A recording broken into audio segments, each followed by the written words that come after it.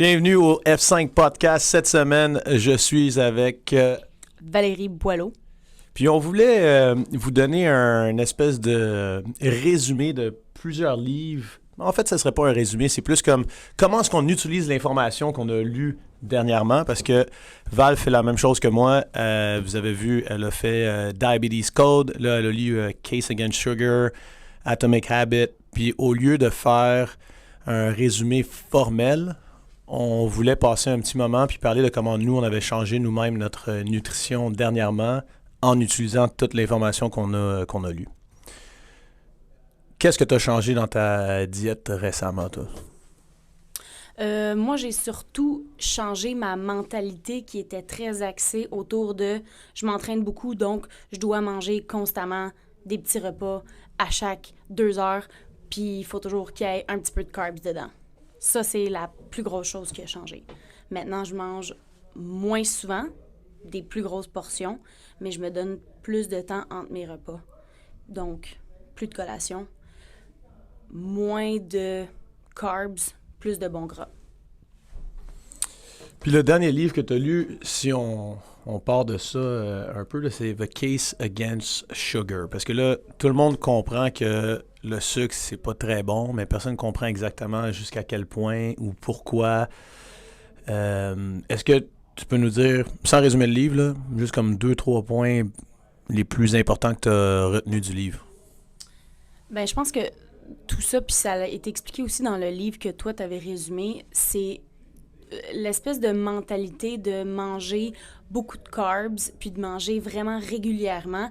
C'est quelque chose qui date de après la guerre, quand on a commencé à avoir une abondance au niveau nutritionnel. Puis avec l'industrialisation, c'est là qu'il y a eu comme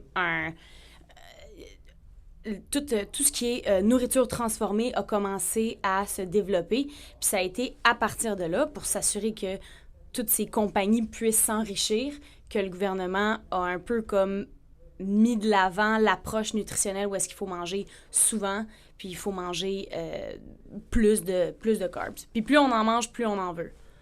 Puis c'est un peu logique, parce que si on pense que c'est après la guerre, Gary Tubbs en parle aussi dans Good Calorie, Bad Calorie, que c'est vraiment là que ça a changé énormément. On passe d'être rationné, on passe de faire à notre insu, puis de façon forcée, comme du jeûne intermittent, parce qu'on peut pas manger à notre faim.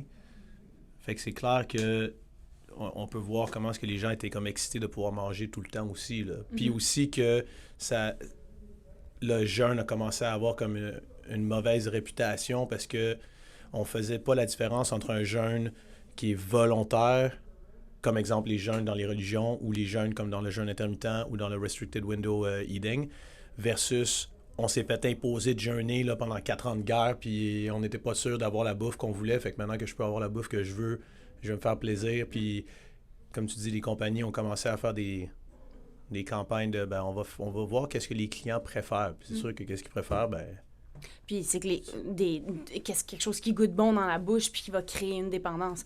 Mais c'est ça, c'est que les gens ont de la misère à faire la différence entre jeûne et famine. Les gens associent les deux comme si c'était la même chose. Si je jeûne, ça veut dire que je vais crever de faim.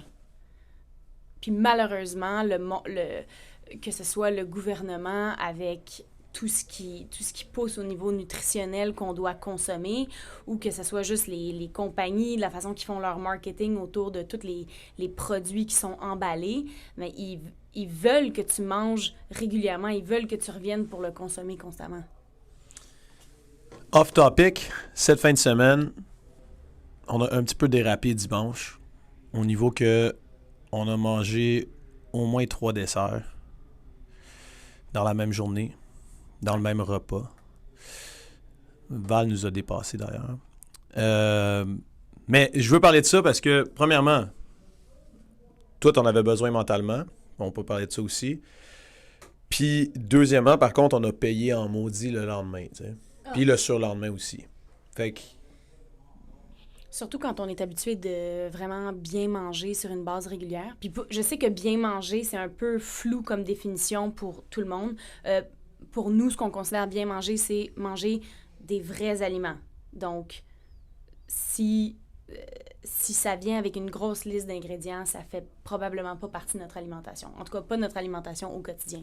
Donc, manger des vrais aliments entiers. Donc, quelque chose qui a déjà poussé quelque part, qui a déjà couru, nagé, c'est pas mal ça. Ou qui est en devenir, comme un œuf. Ou qui est en devenir. On le mange. Puis, quand tu t'éloignes de ces aliments entiers-là pour y aller avec des aliments qui sont beaucoup plus transformés, non seulement le corps crée rapidement comme une dépendance à ça, un peu comme je t'expliquais hier, c'est comme si... c'est comme ouvrir une canne avec des verres dedans. Tant que tu l'ouvres pas, t'es correct, mais à partir du moment où tu l'ouvres, c'est comme si t'en veux juste plus tout le temps. Fait que d'avoir mangé comme ça, ben ça fait en sorte que lundi...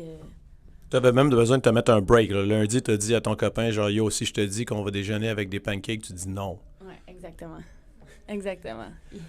Parce que c'est tentant, là. Comme là, tantôt, en tout cas, on dira pas qui avait amené une boîte de Timbit, là, puis j'avais vraiment le goût d'en prendre. Puis je savais très bien que si j'en prenais un, comme il y en avait 50 dans la boîte, il y en avait seulement 49 autres, genre, que j'allais manger. Fait que c'est là qu'on voit que c'est plus facile de s'abstenir pour le sucre. Ouais. Parce que c'est vraiment, vraiment plus une drogue qu'on pense. On s'en aperçoit pas tant qu'on l'enlève pas. Parce que tu dis, ouais, moi, je mange pas vraiment sucré. Tu sais. Ah, moi, je mange bien. Puis là, dès que tu regardes un peu les listes d'ingrédients de ce que tu manges, ben il y a du sirop de maïs. Il y a...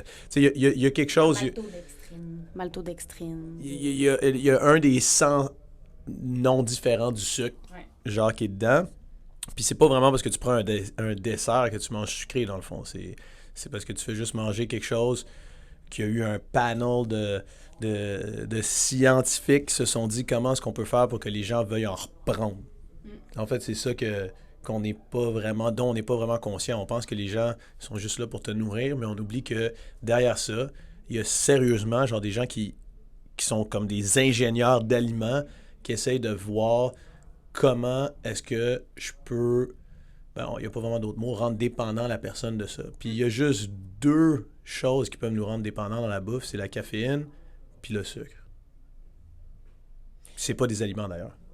Puis l'effet inverse est vrai aussi parce que moins t'en manges, moins t'as le goût d'en manger. Pas juste parce que tu sais comment ça va te faire filer, mais aussi parce que tu sais comment ton corps fonctionne tellement mieux quand tu as réussi à sevrer ton système de ça. Puis comment c'est dur de récupérer quand tu mets ça dans ton système. En parlant de justement comment est-ce que c'est dur de récupérer, c'est quand même dur pour ceux qui l'ont jamais fait de s'imaginer être capable d'enlever certains aliments, parce que les gens voient juste comme enlever. Puis là, j'avais fait un résumé de Power of Habits. Dernièrement, tu as écouté ou lu, je sais pas quelle version tu as fait, là, mais de Atomic Habit. Puis c'est pas mal intéressant parce que le Atomic Habit comparé à Power of Habit, si j'ai bien compris, c'est beaucoup plus un hands-on. Voici comment changer tes habitudes. Peux-tu nous en parler un peu? Oui, exactement. Dans le fond, il explique qu'est-ce qui fait que tu développes une habitude puis que tu la maintiens à long terme. Puis c'est quoi les trucs étape par étape pour pouvoir changer ces habitudes-là. Puis d'arrêter de voir les habitudes comme on a des mauvaises habitudes ou des bonnes habitudes. Ce qui arrive, c'est qu'on a des habitudes qui ont des conséquences qui peuvent être négatives, puis on a des habitudes qui ont des conséquences qui sont positives. La raison pourquoi il y a des habitudes qu'on considère négatives, c'est parce que, puis qui sont difficiles à briser, c'est parce que le reward est tellement facile à avoir et rapide, comme la récompense est tellement rapide versus une bonne habitude où le reward est quelque chose qu'on va plus avoir sur le long terme. Comme par exemple, quelqu'un qui veut se mettre en forme, ben une mauvaise habitude, ça serait, au lieu d'aller au gym, je veux aller chez moi, sur mon couch, manger des chips et de la liqueur, parce que ça va te faire sentir bien dans le moment. Tandis que d'aller au gym, t'entraîner, puis bien manger, tu vas pas avoir un reward tout de suite. Ça va être vraiment sur le long terme, ça va être l'accumulation de le faire régulièrement. C'est pour ça que c'est difficile de briser ce qu'on appelle des mauvaises habitudes. Puis aussi, si je me rappelle bien, le fait que c'est à peu près impossible d'enlever une habitude, tu peux juste comme la remplacer par une autre habitude. Tu peux la remplacer en changeant ton environnement. La façon la plus facile de changer une habitude, qu'elle soit bonne ou mauvaise, c'est de changer l'environnement, le cue qui vient trigger ta réponse au cue, dans le fond. Je sais pas si ça a du sens, si tu comprends ce que je veux dire. Donc, par exemple, tu veux t'habituer à bien manger, mais tu prépares jamais ta nourriture d'avance. Donc là, ton cue, c'est que tu as faim. La réponse facile, ça serait « je vais ramasser un take-out ». C'est tellement facile à faire. Si tu veux changer cette habitude-là, ben prépare toute ta nourriture d'avance. Comme ça, dès que tu as faim, tu vas pouvoir aller vers l'option santé versus d'arrêter dans un fast-food. C'est un exemple.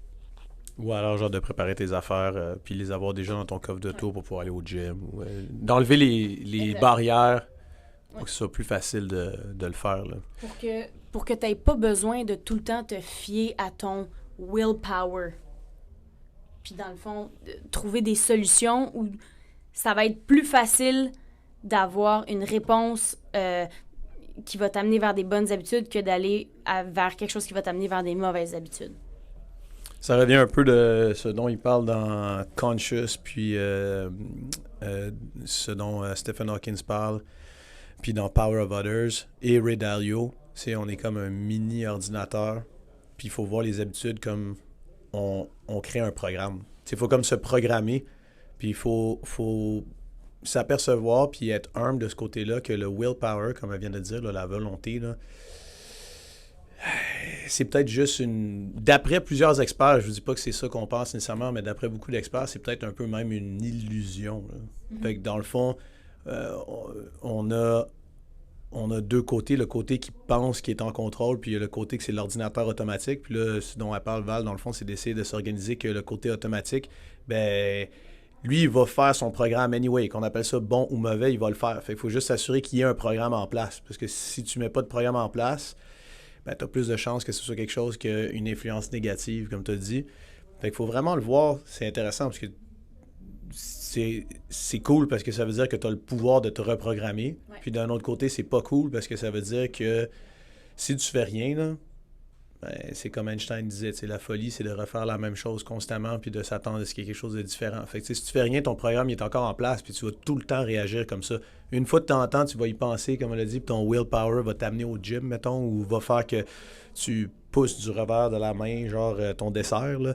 Mais le reste du temps, ça va pas arriver, là. Parce que ton willpower, il y a une limite. Puis c'est drôle parce que ça me fait penser à quand toi et moi, on a des discussions sur c'est quoi notre mode par défaut en compétition. Bien, le mode par défaut qu'on a en compétition, bien, on le travaille dans le gym.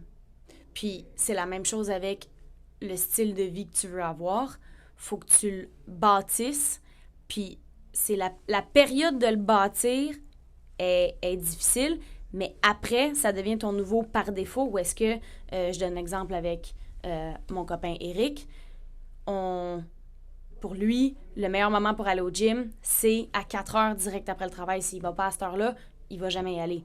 Fait que s'il ne prévoit pas la nourriture en conséquence pour manger avant le gym, s'il ne prévoit pas son sac de gym, bien là, il se met toutes sortes de barrières pour ne pas aller au gym. Donc, s'il finit son travail puis qu'il a préparé un snack au préalable, qu'il a préparé son sac de gym, il se pose même pas de questions. C'est pas j'y vas-tu pas. C'est non, ça fait partie de ma routine.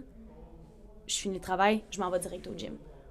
Parce qu'il y en a qui veulent aller au gym après le travail, mais là, ils n'ont pas préparé de bouffe, ils n'ont pas leur sac de gym. Ils se disent, j'ai l'option de faire, il y a 4 classes le soir, fait que je vais rentrer chez nous, je vais manger, puis je vais figurer quelle classe je vais aller.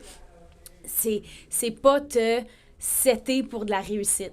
Parce que dans le fond, c'est comme si à chaque jour, tu te fies à ton improvisation puis à ton willpower. Il y a des journées que tu vas en avoir, il y a des journées que tu n'en auras pas. Je pense que c'est une bonne façon de conclure ce podcast. Fait que j'espère que ça vous a fait réfléchir un peu. Puis le but, c'était de partir à une discussion là-dessus.